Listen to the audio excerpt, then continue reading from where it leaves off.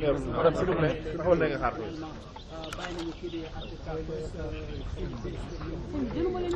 waaw loolu c'est problème yow taxawal fële rek c'est des lettres de contestation au niveau de l'ambassade de la Tunisie ñoom dañu seetlu ni ñuy dem directement ndax tey keroog bu ñu ñëwoon na ko déposer lettre bi finalement avant de déposer ces lettres finalement c'est sous l'encadrement de la police bi nga xamante ni moom mooy Khady Sylvestre Mendy nekk le président de l'organisation panafricaine Africa First ak l'honorable député initiateur du front de résistance anti-impérialiste FRAPP et finalement nekk honorable député au 14e législature à l'âme de contestation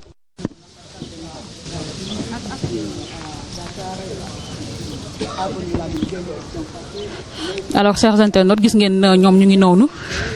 Guy Marius Sagna ak ki nga xamante ne moom moo di Sylvestre Mendy mi nga xamante ne moom moo jiite Africa First ñoom nag ñu ngi noonu di déposer ji li nga xamante ne moom moo di lettre ñoom nag li ñu bëgg rek moom moo di dañuy ñaawlu anam yi nga xamante ni nag africain yi ñoom ñu ngi foofu rawatina sénégalais yi ñoom ñooñu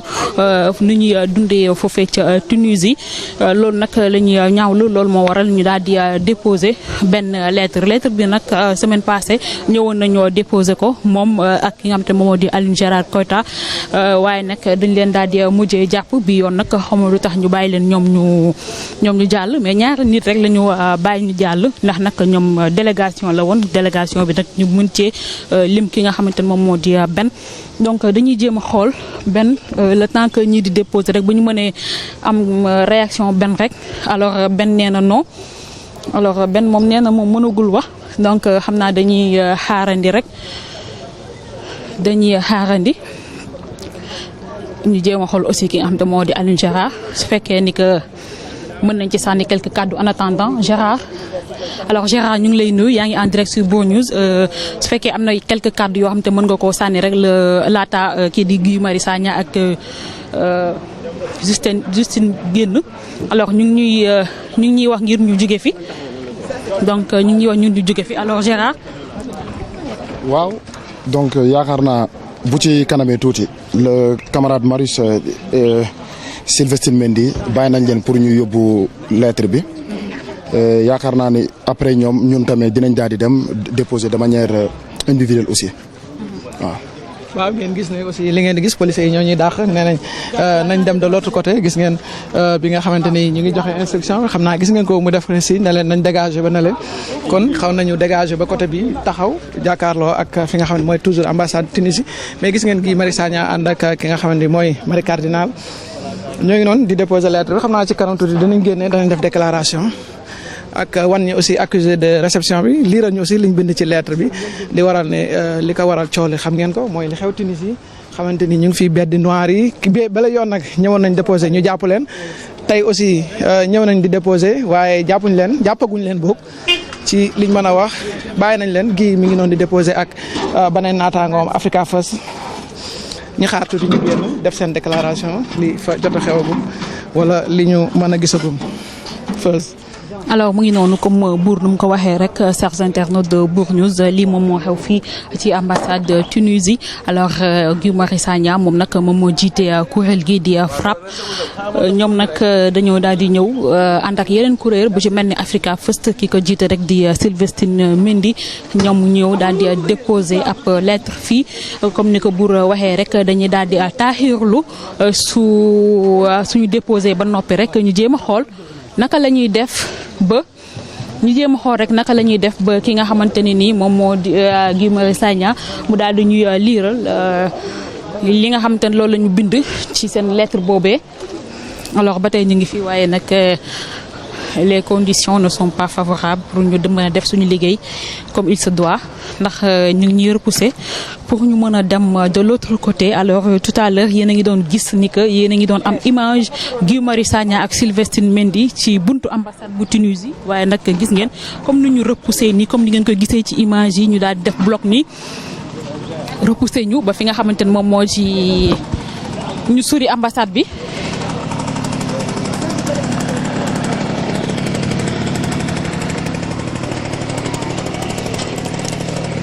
gis ngeen nu ñu defee bloc nii alors mënuñu jàll. Donc mënuñu jàll même pour aller de l'autre côté mënuñu koo def pour mën a xool bu mën a am sax au moins devanture ambassade bu Tunisie kii di Guy Marius Sagna nag ak ki nga xamante ni moom moo di Sylvestre Mendy muy jiite Africa First ñoom ñaar nag lañu bàyyi ñu jàllagum xamuñu nag ndax dañuy bàyyi ñeneen ñi après à leur tour ñu déposer seen lettre xamuñu.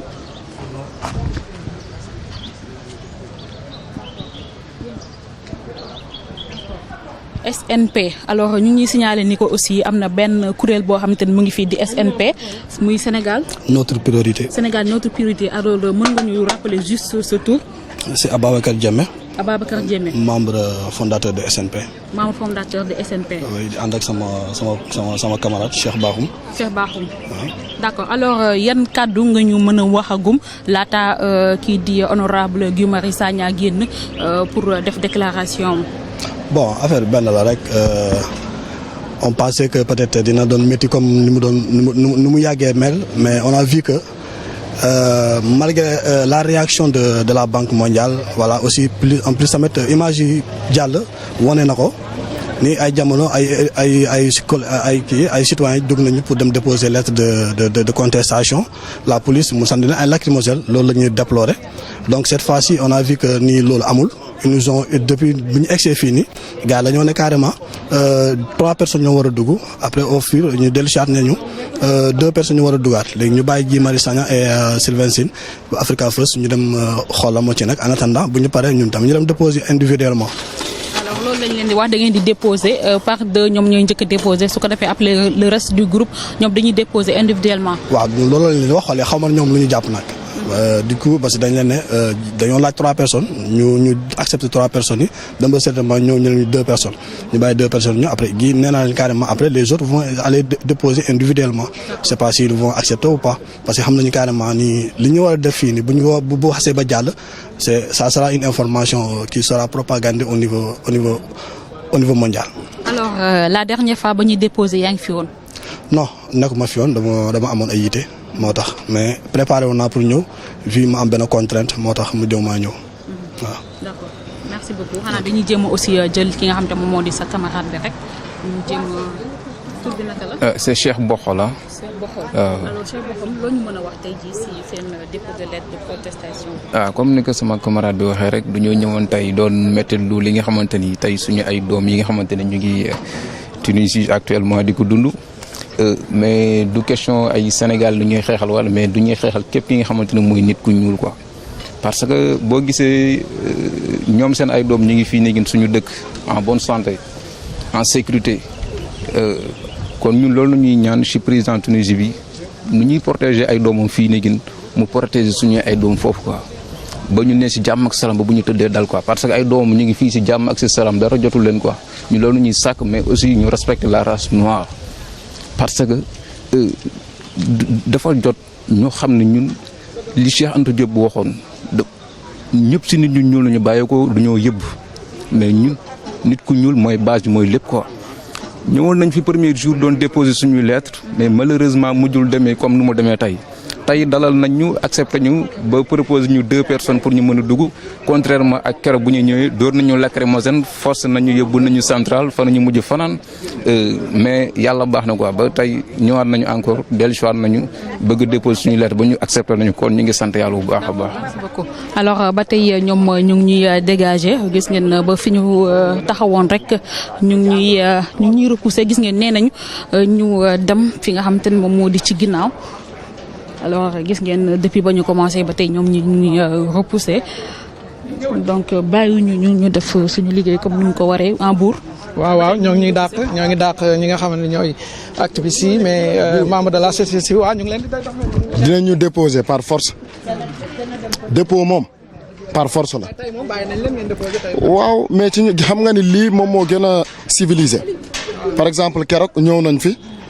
waroon déposé et yaakaar naa ni buñ ko defoon amaana duñu doon sandi grenade lacrymogène 2 personnes mënoo leen sandi spontanément 3 grenades lacrymogènes donc ñoo ngi saluer tey mais seen comportement bi wax nañu ak ñun ndànk et yéen tamit constaté que nous sommes des gens civilisés parce que bi ñu waxee na ngeen remonter ñoo ngi nii di dox mais di remonter keroog nag amuñu woon temps boobu parce que mënuñu comprendre ñu bàyyi ñu lundi ñu déposer une lettre ci suñu ministère des affaires étrangères mais ñu ñëw ambassade Tunisie te seen président bi wax ay kaddu yu ñaaw ñu ne mais duñu déposer loolu teguñu ko fenn c'est-à-dire tey bu ñu ñëwuloon tey déposer buur loolu défaite la doon moo tey nag mais ñu ñëwaat et que yaakaar naa ne tey même tey bu ñu sandi woon grenade lacrymogène ah buur suba tamit dinañ doon ñëwaat encore donc ñoo ngi leen di saluer di wax ñun amuñu benn problème ak ñoom parce que ñoom itamit dañ leen daal di noot parce que dañ koy faral di wax du dëgg di yoon état du Sénégal di fay 90 000 francs CFA ñi nga xamante ne mooy les auxiliaires de police donc ñun loolu dañ koy ñaawlu nu ñuy ñaawluwee état du Sénégal nu mu leen daal di nootee di leen fay 90 000 francs CFA noonu itamit la ñuy daal di ñaawle li nga xamante ne mooy kaddu yi et yaakaar naa ni le camarade Marius ak Sylvestine suñu daal di génne ku ci nekk ci ñun yaa ngi ak sa lettre dinañ daal di dem ambassade bi déposer ñi nga xamante ne mooy suñu lettre de protestation. waaw kon benn ngeen di déposer ku ci nekk. oui effectivement maanaam am na benn lettre mooy collectif bi nga xamante ne ñun waa FRAPP ñoo ko signé le député Guy Marius Sagna Africa First ak Sénégal notre priorité léegi après lettre boobu noonu am na ay individualité également yi nga xamante ne ñun ku ci nekk ci ñun di nga daal di dem déposer ko waaw. d'accord kon ñu doxantu daje mais est-ce que mën nga dellu si waat ci communiqué bi nga xam ne def ngeen ko keroog pour boycotter ak produits yi nga xam ne ñu ngi jóge ci. non yaakaar naa ne loolu moom leer na et suñu daal di génnee aussi le camarade Marius dina ko daal di revenir daal mais on persiste mooy que boycott bi ñun ñoo ko woote et ñoo ngi koy assumer également waaw. gis ngeen ki am tamit moo di honorable député Guy Marius Sagna mu ngi noonu di agsi ànd ak Ben Taleb ak ki nga xam tamit moo di Sylvestine Mendy bi nga xam tamit moo jiite Africa First. xam naa ni dañuy xaarandi mu ñëw rek su ko defee moo mën a taataan li nga xamante ne moom la ñu bind ci boobule lettre ak lan lañ jëlee foofu muy noonu honorable mu ngi noonu di ñëw muy noonu te lettre bi ci loxo bi mu ngi te benn enveloppe ci loxo bi alors décharge bi la wala lan la.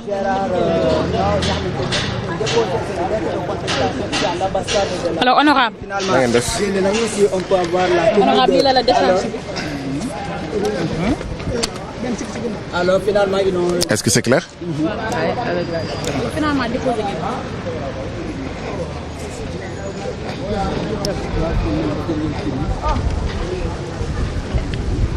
C'est bon? On va vous la lire. Donc merci beaucoup déjà d'être venu ici.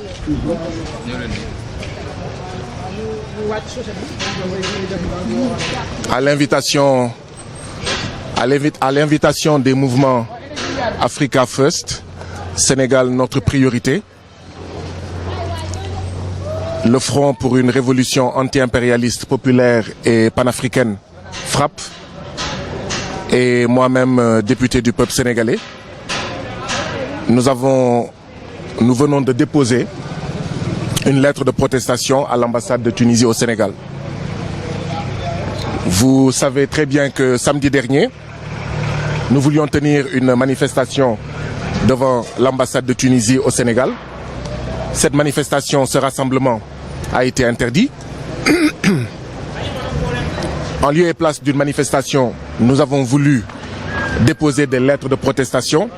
Et quand nous sommes venus ici entre 10h et 11h, 19 Sénégalais et Sénégalaises ont été arrêtés parce que tout simplement, ils ont été pris en flagrant délit de dépôt de lettres de protestation contre l'État tunisien raciste, contre le racisme d'État tunisien. C'est à 11h samedi que nous avons été arrêtés. C'est à 6h du matin le dimanche que nous avons été libérés. Nous avons donc été arbitrés.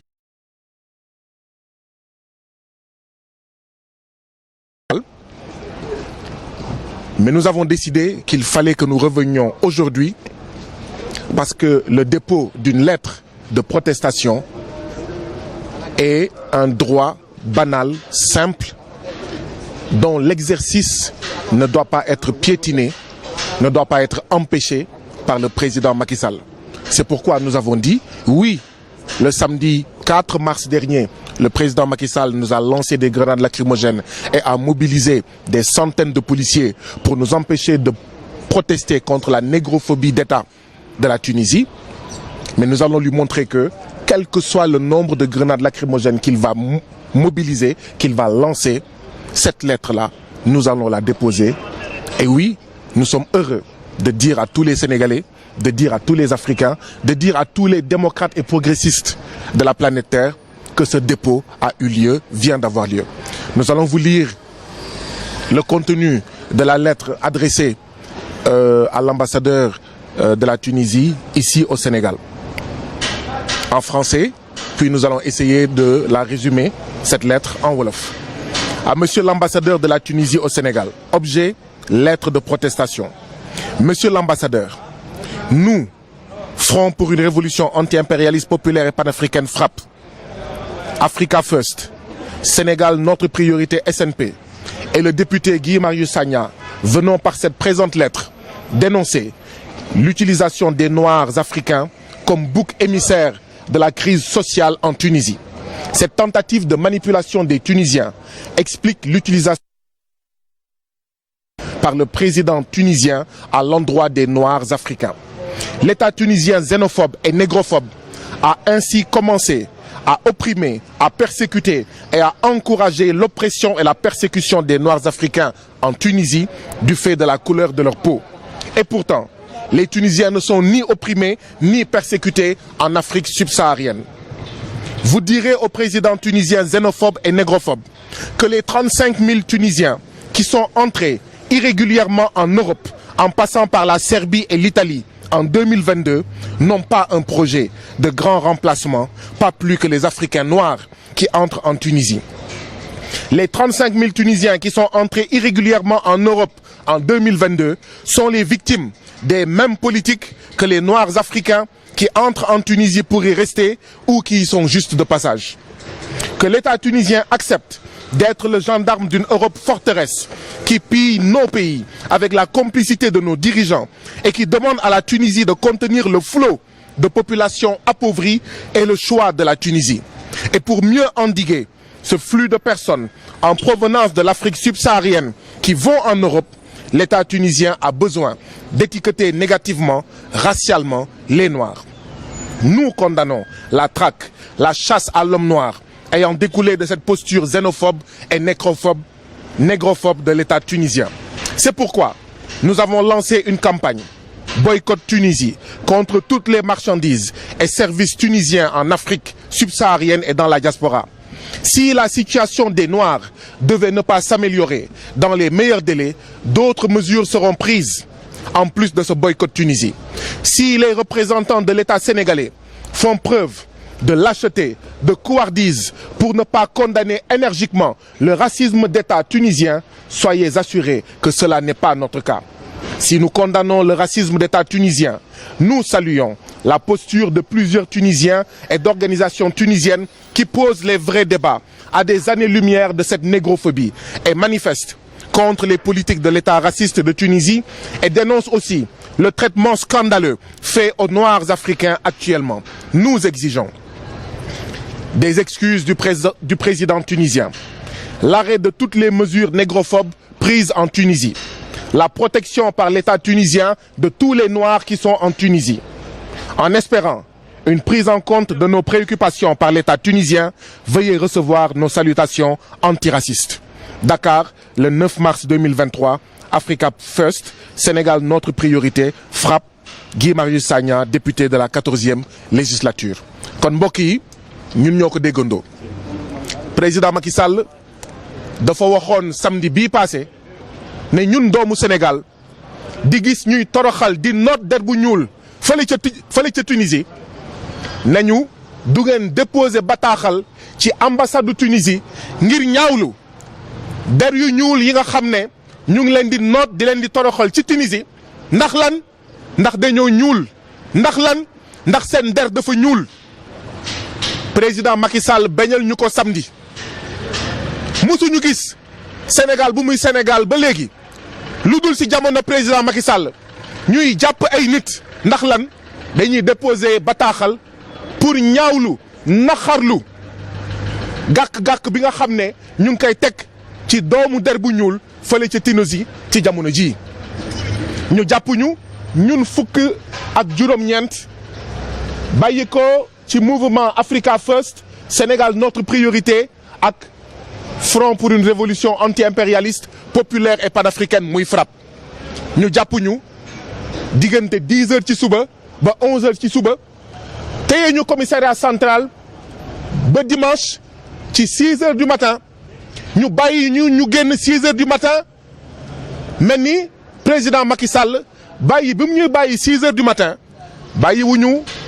10 heures ci suba bàyyi wu ñu 8 heures ci suba bàyyi wu ñu timis bàyyi wu ñu xawma tàkkusaan mu bàyyi ñu génn ci commissariat central te mu am ay jigéen ci ñun 6 heures du matin mel ni président Macky Sall dafa ñu doon wax ak maa leen jéppi ak yéen a soof ñu bëgg a xamal nag président Macky Sall yow mii président Macky Sall yaa ñu gën a soof yow mii di toroxal askanu Sénégal yow président Macky Sall ñun ñoo la gën a mere yow mii nga xam ne mënoo yëkkati sa baat ngir der bu ñuul bi ñuy toroxal di noot fële ca Tunisie bu dee ñun dañ la soof président Macky Sall yow mii président Macky Sall yaa ñu gën a soof ñoo la gën a jéppi ñun ñoo gën a yàqamti nga jóge ci bopp Sénégal ci bopp réew mi ñoo gën a yàqamti nga génn palais présidentiel fii ak 2024. moo tax nag donte sànni nañ ñu ay grenades lacrymogènes samedi donte tëj nañ ñu commissariat central ñu ne déet lettre bi moom day métti rek waaye dañ koy déposé bu yóbboo président Macky Sall nañu sànni téeméeri grenades lacrymogènes lettre bi dinañ ko déposé bu yóbboo mu mobiliser junni policier lettre bi dinañ ko déposé moo tax nag tey ñu ñëw 3 heures déposé këyit bi gis ngeen ko ambassade Tunisie tamponné na ko luy wane ne déposé nañ ko ñuy profité waale di wax président Macky Sall fi ngay mujjee tey nga faa commencé lii nga def nii tey si jàmm ak salaam oto yaa ngi daw xeer naawul grenade lacrymogène yi nga xam ne askanu Sénégal moo koy fay nga koy sànni ci ñoo xam ne benn ngànnaay rek la ñu yore muy këyit ak enveloppe fi ngay mujjee président Macky Sall na nga fa commencé bëggatuñu dégg Sénégal ñu naan sànni nañ ay grenade lacrymogène doomu Sénégal ndax lan dañuy déposer lettre donc fi ngay mujjee na nga fa commencé fi ngay mujjee na nga fa commencé nag mooy 3e mandat bii ngay yuutu bu si rey benn bakkanu doomu Sénégal ndaxte fi ngay mujjee leer na la mooy doo fi am 3e candidature doo fi am 3e mandat donc fi ngay mujjee na nga fa commencé bul déposer sa candidature may ñu jàmm lettre bi nga xam ne nag moom la ñu déposé tey muy bataaxal bi ñu jox ambassadeur Tunisie liñ ci wax lu tuuti la mooy ñun Africa First ñun Sénégal notre priorité ñun FRAPP ak ñun député Guy Marius Sagna dañoo ñëw tey pour ñaawlu taxawaayu njiitu Tunisie ak gouvernement Tunisie bi nga xam ne jafe-jafe yi am Tunisie seen taxawaay mooy wax doomu Tunisie ne jafe-jafe yi fa am li ko waral mooy doomu Sénégal mooy doomu Mali mooy doomu Congo mooy doomu Afrique du Sud mooy doomu Ghana mooy doomu Mali doomu Bénin doomu Niger doomu Nigéria ak ñoom seen ñu jàpp nag ne loolu manipulation la loolu jéem a foowee xelu doomu Tunisie pour bëgg leen gëmloo ne Fatou Doudou Mohamed Jeanne ak Marie ñuy ay der yu ñuul yi nekk Tunisie ñoo tax Tunisie am jafe-jafe yi nga xam ne ñoom la ñu am ba nga xam ne kon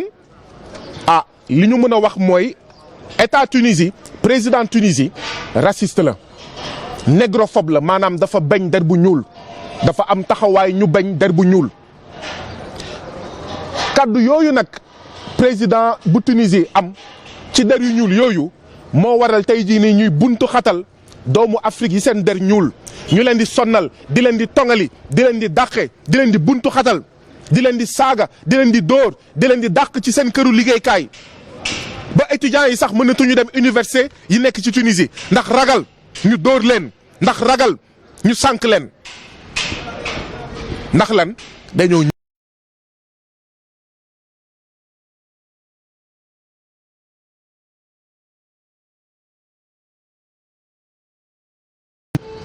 kenn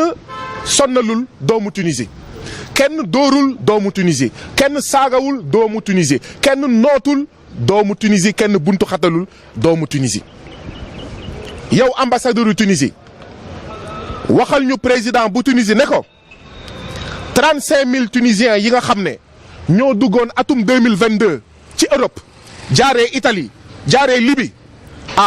ñooñu xanaa dañoo am projet pour soppar ñi askanu Europe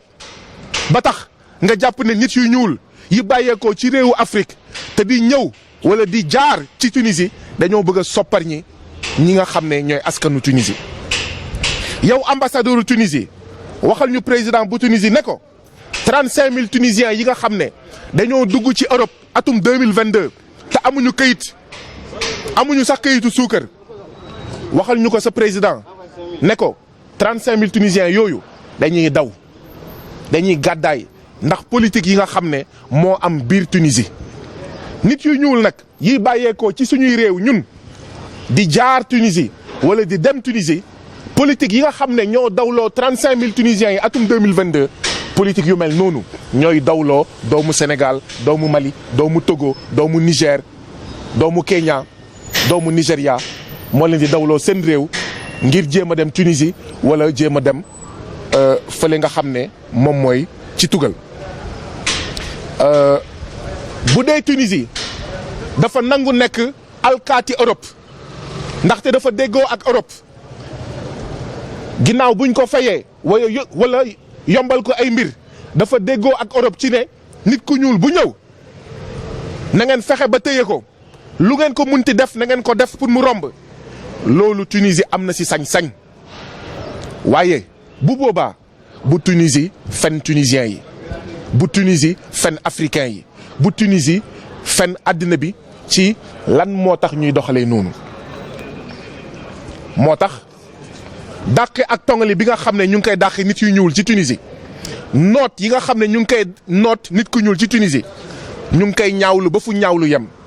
ñun doomu Sénégal ñu ngi koy méttitlu ba fu méttit yem loolu moo tax ñun ñu lancé benn campagne bi ñuy woowee boycott Tunisie fekk ñu ngi noot der bu ñuul ci Tunisie ñu ngi wax askanu Sénégal ñu ngi wax askanu Afrique bi nga xam ne der bi dafa ñuul nañu dëddu lépp luy marchandise u Tunisie nañu dëddu lépp luy service u Tunisie lépp li nga xam ne boo ko jëndee dërëm bi ci Tunisie la jëm nañ ko dëddu ndaxte nag nit day am ful ak fayda duñ la bañ sa melokaan ne la yow doo sax nit amoo benn sañ-sañ ba pare ngay consommer marchandise u réew boobu nga xam ne mooy tongali suñu doom mooy tongali suñuy waajur yi nga xam ne ñoo nekk ci Tunisie donc ñun nañu am ful ak fayda li ñu wax kon ambassadeur Tunisie bi mooy campagne bi nga xam ne moom la ñuy woowee boycott Tunisie maanaam dëddu bépp marchandise bu bàyyeekoo Tunisie campagne boobu ñu ngi koy wëyal fii ak ñu ngi noot der bu ñuul fii foofu ca Tunisie li nga xam ne nag moom la ñuy laajte mooy président bu Tunisie na jéggalu ci kanamu bépp doomu aadama bi nga xam ne deram dafa ñuul ndaxte li mu wax saaga lañ ko jàppee gàkk-gàkk la bi mu teg ci deru nit ku ñuul donc li ñuy xaar ci ñoom bi ci njëkk liñ koy laaj du ne waaw man duma raciste ndaxte am naa ay xarit yu ñuul raciste yëpp am ay xarit yu ñuul loolu du wax ji kaddu yi nga yëkkati ak taxawaay bi nga am taxawaayu ak kaddu raciste la li ñuy xaar ci yow président bu Tunisie mooy nga jéggalu ci kaddu yooyu ci taxawaay boobu. ñaar bépp matukaay bi nga jël ngir buntu xatal nit yu ñuul foofu ca Tunisie na dakk ci nu mu gën a gaawee. ñett bi mooy état bu Tunisie am na ay policiers am na ay gendarmes am na ay militaires état bu Tunisie na mobiliser ñooñu pour aar doomu Afrique yi seen der ñuul foofu ca Tunisie. di am yaakaar nag ne waaw yow président bu Tunisie yow ambassade bu Tunisie di nga dégg suñuy kàddu ba def si loo xam ne jàmm dina ñëwaat si suñu diggante ñun ñëpp jërë ngeen jëf. Merci. waaw jërë ngeen jëf merci beaucoup noonu la ko Guy Marius Sagna tënkee ngeen gis ko noonu en direct c'était en direct sur Bour News la chaîne des grands événements ngeen gis ko noonu kon Bour def na déclaration bi ba pare ma ngay saafante ak ñi nga xamante ni ñooy militants yi wala responsable gisee ko noonu kon def nañ déclaration pare xanaa nit ñi mën a def moo ñu décroché jéem a dem xool pratiquement yeneen activités yi nga xamante ni ñoo ngi am parce que dégg naa ku mel ni Yewwi day def conférence de presse Bougane dafa war a def conférence de presse xam naa ñu continuer jéem faa dem dëgtal leen ñoom aussi li nga xamante ni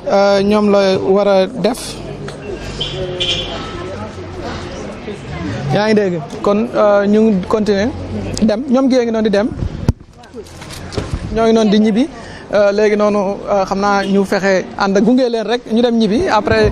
ñu nit ñu dellu sunu activité continuer Sylvestine day wax Sylvestine da ngay wax. News est-ce que mon honorable wax na ba pare bon li may wax mooy ginnaaw amoon nañu lu ñu métti ci ba ñuy bundu xataal deru nit ku ñuul fële ca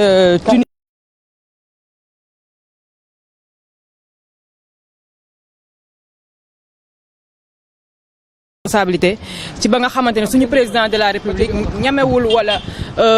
mënul jël responsabilité am ci loolu di xew foofu di ay doomu nit ku ñuul yu ñuy bundu xataal président yëpp dem nañ jëli seeni ndaw moom defu ko waxu ci yooyu ci yàbbiwu ci ba léegi ne donc mbégte la ñun ndaw ñi ñu jël suñu responsabilité ñëw ambassade Tunisie déposer lettre bi nga xam ne dañ leen di laaj lan moo waral ñuy def loolu ak lan moo tax ñu am sañ-sañ di teg deru nit ku ñuul lu métti donc loolu moo ñu fi indi woon tey di ko rafetlu vraiment ànd ak l'honorable député Guy Marius Sagna ak mouvement SNP ak man Africa First di njiitu Africa First donc mbégte la bu baax a baax. escorte policière bi ngeen fi jot a nammeeku loolu noonu la ko apprécié. escorte policière bi ngeen a jot a nammeeku. waaw comme niñ ko faralee di gisee à chaque fois bu ñu naree jóg pour def suñu devoir en tant que ay citoyens dañuy barricader partout comme si ñun ay terroristes lañ wala ay defkatu ñaawteef lañ te ku xam activistes yi xam ne ay responsable lañ bu ñu sañoon sax xeer du jóg ci réew mi di yàq wala di am loo xamante ne day indil ñaawteef ci réew mi donc mu doon lu ñaaw parce que déposer une lettre rek jarul woon benn disposition parce que ñun gàdduwuñu pancarte yuuxuwuñu defuñu leen la nga xam ne day déranger ambassade boobu ñu ne moom la ñuy protéger ba tax ñu wàccee ay policiers yi nga xamante ne bëri nañ ba jéggi dayoo mu doon lu ñaaw vraiment. jërëjëf ñu daal di jëlee réaction bi nga xamante ni moom mooy yaay ji bon soxna si ñu ngi leen nuyu. ñu ngi lay ziar bu baax. alors nga fàttali ñu tur bi rek. man la Mamy Awa Ndoye dëkk Fass Delorme nekk conseil municipal nekk élément Mansoussi Djamine nekk ancienne je dirais la première personne à. gis ngeen sànq ni ma ko lonkee ndax ñun la woon France dégage. D'accord. ñun la woon non aux APE. les accords de partenariat économique. économique boo xamante ne 2014 la woon. waaye depuis loolu. laa xamante ne yaay nga dégg ni ñoo xamante ne ñoo nga buntu xatal ay Noirs yi nekk Tunisie tey nga ñëw bokk ci ñoo xamante ne dañoo déposer lettre de contestation li demee lan la def exactement ban sentiment nga ci am. xalaal wallaahi alazim non. dama ko gëj a gis gëj ko teg bët taxi bi romb ma am léegi lettre bi may déposé muy Guy Marius Sagna ma wàcce taxi bi ne ko doxal kii fu mu taxaw ma taxaw fu ko naaj bi tiimi mu tiima bu ko policiers yi jàppee duñ ma fi bàyyi ndax dëgg rek moo ko tax a jóg ndax ñëwul nit ku ñuul mais Tunisiens yi dañuy ils ne sont pas ils ne fait pas partie de l'Afrique dama ne ndax Tunisiens yi nekkuñu nit ku ñuul si bu ñu doon nekk nit ku weex duñu bokk Union européenne moi gëmuma leen naar yi ñun buñ ñu gëmul nit ku ñuul man gëmuma naar ñoom xam nga lu tax ñu baax yonent bi rek a judd si ñoom moo tax ñu baax bu du woon yonent bi kenn du leen gëm ñun man gëwuma naar nit ku ñuul nag nit ku ñuul la on est fier de cela. Merci beaucoup. Alors merci beaucoup. Alors chers internautes de Bour News mu ngi noonu dégg ngeen intervention yi.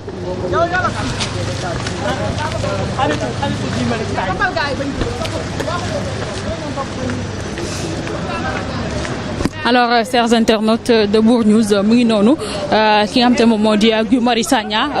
déposé na li nga xam te moom moo di lettre de protestation déposé na ko ba noppi alors mu ngi noonu di dem ñenn ci ay takk der yi ñu ngi noonu topp nañ ko alors xam naa ne dañuy jéem a xool rek situation bi ni muy mujjee ndax dañ koy bàyyi mu ñibbi wala su ko defee fii ak ay simili rek ñu mën a décrocher live bi comme buur nu mu leen ko waxee sànq rek dañuy dem fi nga xam te ne moom moo di ci conférence de presse bu Yewwi Askan Wi la conférence des leaders kii di Bougane Gueye Dany aussi woote na tey conférence de presse bu 17h jotee.